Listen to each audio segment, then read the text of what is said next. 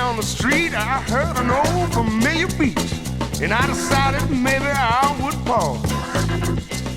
So I went in through an open door and down a marble corridor into the biggest room I ever saw.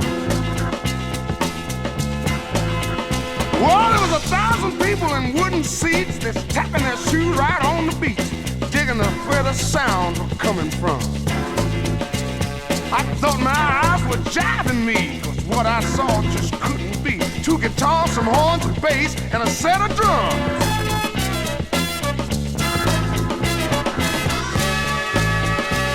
Now you're gonna say, what's wrong with that? If I would just remove my hat, then I'd find nothing under it but air.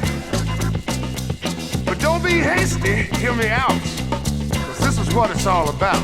It wasn't what those dudes were playing, it was where.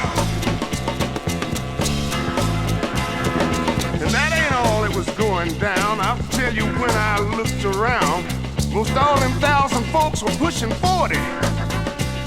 With suits and ties and faces shaved and ladies acting well behaved. I even think I saw old Mayor Yorty.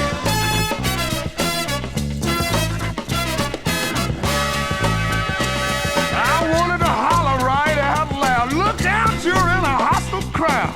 You're making a mistake you can't afford. But with a second look, as far as I could tell, there they were, alive and well, playing rock and roll on an altar of the Lord.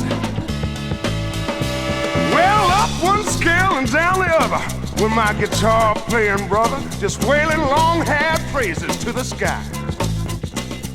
And sitting beside this freaked out band was a man in a robe with a cross in his hand, grinning a grin that stretched from eye to eye. When the music ended with an AC grunt, that dude in the robe, he got up front, his arms raised high for the man up there to see. And he said, Lord, our Savior, light and friend, give us the strength to not condemn that are those with whom we disagree.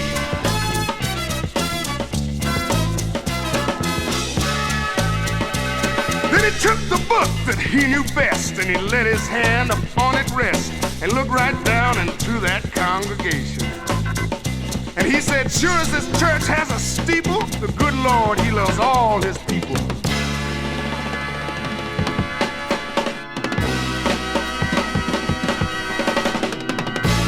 And nowhere in this book does it say, with the exception of the younger generation,